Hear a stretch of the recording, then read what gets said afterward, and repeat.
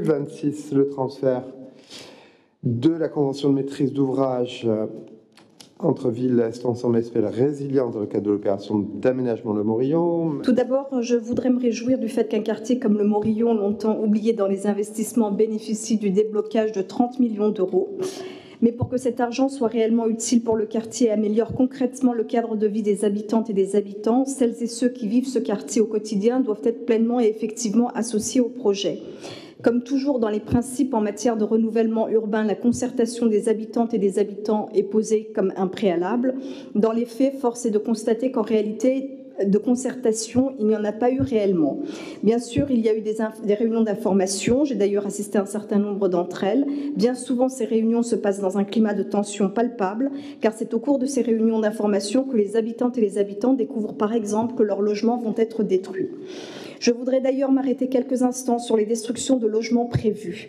Effectivement, bien souvent, l'ANRU conditionne ses financements à la destruction d'un certain nombre de logements. Au Morillon, ces destructions vont concerner 81 logements. Ces destructions sont incomprises car les logements visés sont souvent des logements en bon état comparés à d'autres logements du parc social. Cette incompréhension est d'autant plus forte que les barres d'immeubles vouées à la destruction sont pour certaines d'entre elles des barres qui ont fait l'objet d'une réhabilitation. En disant cela, je pense par exemple aux immeubles situés au 2 ou au 4 allée Romain Roland. À un moment où l'argent public se fait de plus en plus rare, une telle démarche est difficile à comprendre. J'ai été surprise d'apprendre il y a encore quelques mois que des interventions pour finaliser la réfection de la toiture étaient en cours. Comment comprendre que vous fassiez le choix d'engager des travaux lourds sur des immeubles qui ont vocation à être détruits et où il ne reste plus que quelques familles à reloger ? Enfin, je voudrais dire un mot sur l'accession sociale à la propriété. Le document de séance qui nous est transmis fait état de 2 opérations d'accession sociale à la propriété. Certes, ces opérations ne s'inscrivent pas dans le cadre de l'ANRU, mais je vais profiter donc pour dire quelques mots sur l'accession sociale à la propriété portée par Est Ensemble Habitat. Et plus particulièrement, je voudrais attirer l'attention sur des opérations rue de la Côte du Nord qui sont un vrai cauchemar pour certaines personnes qui en ont bénéficié. Les malfaçons sont nombreuses dans ces 2 opérations, à tel point que certaines personnes ne peuvent pas jouir du bien qu'elles ont acquis. L'Office ne répond pas. Pire, certains habitants qui ont eu l'outrecuidance d'insister pour faire des réclamations ont le sentiment aujourd'hui que des interventions sont programmées, mais pas chez eux. Cela crée un sentiment d'injustice dont rien de constructif ne peut sortir. Cette situation est d'autant plus intenable que, par définition, le public qui peut prétendre à l'accession sociale à la propriété, c'est un public de classe moyenne et certains font de gros sacrifices pour pouvoir acquérir le bien. Est Ensemble Habitat est un acteur public. Bien souvent d'ailleurs, les acquérants m'expliquent que le caractère public du porteurs de projet a été un facteur déterminant de la confiance qu'ils ont accordée au projet. Quand les dysfonctionnements arrivent, on ne peut pas juste renvoyer les accédants vers l'entreprise de construction.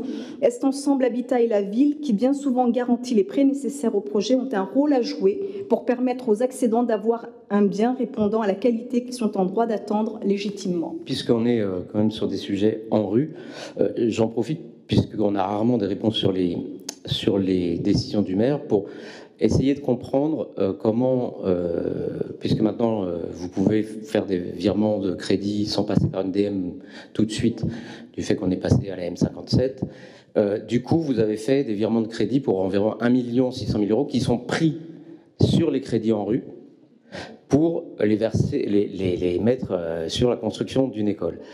Et je n'arrive pas à comprendre comment qu'on fasse des virements de crédit, voilà, ça arrive. Mais aller les prendre sur des lignes en rue, qui en plus sont des lignes, enfin voilà, qui sont un peu sur lesquelles on a quand même des cofinancements importants.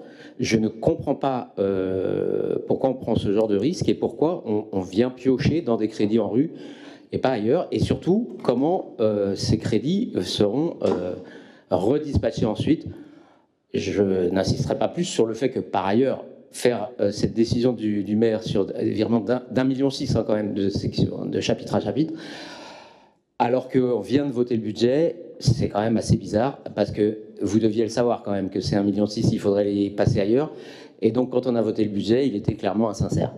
Quelques précisions d'abord concernant la question de la participation des habitants. Je propose aux élus qui sont disponibles, nous y serons notamment avec Dominique Glemas samedi, pour l'inauguration des travaux qui ont été organisés par les habitants, fruit d'une concertation notamment sur le projet de restructuration de la place Descartes, qui est un des sujets importants de ce programme de renouvellement urbain sur le quartier Le Morillon, porté par des collectifs, par des associations en lien avec les habitants, pour que la transformation des espaces publics, qui est un des points essentiels de ce programme de renouvellement urbain sur le quartier Le Morillon, soit fait sur la base des attentes et expression des attentes des habitants.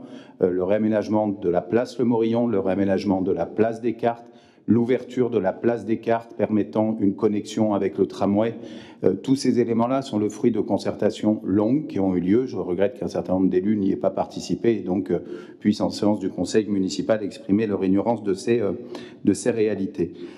Sur le reste, je partage le point de vue qui a été exprimé par Madame Chokri-Yonis concernant la tendance qui a été celle de l'ANRU pendant très longtemps d'encourager à la démolition des grands ensembles comme étant l'alpha et l'oméga du règlement des problèmes dans nos quartiers populaires. Je le partage d'autant qu'ensemble, à l'époque où vous étiez encore dans la majorité municipale, nous nous sommes battus auprès de l'Agence nationale de renouvellement urbain pour que, dans le cadre de nos 2 ANRU, il y ait le moins de démolition possible, alors que l'ANRU, l'ADRIL, pointait l'ensemble des bars. Je me souviens également d'ailleurs de propos de gens avec lesquels vous avez relayé d'ailleurs leurs propositions, proposer des démolitions massives sur le quartier de la Noue. C'est une orientation que nous avons systématiquement refusée, partant du principe que nous préférions d'abord d'un point de vue du maintien des populations dans leur quartier, d'une part, deuxièmement, pour des questions d'empreinte écologique, d'éviter les démolitions qui sont dévastatrices pour l'environnement, numéro 3, de faire en sorte que la rénovation du patrimoine, notamment des bailleurs sociaux, soit une priorité de nos programmes de renouvellement urbain. C'est à la fois sur la question notamment de la facture énergétique, mais c'est vrai aussi pour des logements qui sont des passoires thermiques, où pendant les périodes de canicule, ce sont les populations les plus précaires qui souffrent dans des logements qui sont mal isolés, qui n'ont pas d'espace extérieur. Bref, c'est la dynamique que nous avons défendue.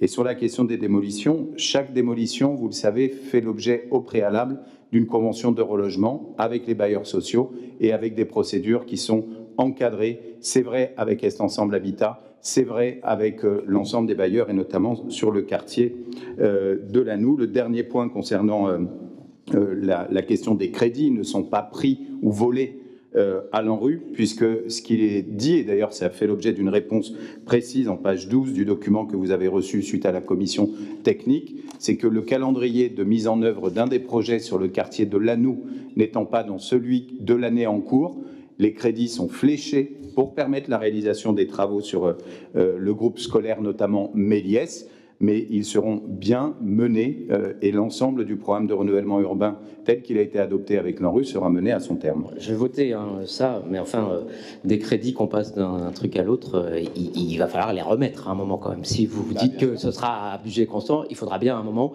les recréditer. Je n'ai pas dit voler, hein, mais ils sont passés sur une autre ligne, donc il faudra bien à un moment les retrouver si vous voulez rester en enveloppe constante. Nous mettons en voix donc la 26, contre, abstention, proposition adoptée. Je vous remercie, monsieur Charles, nous ayant signifié sa non-participation au vote.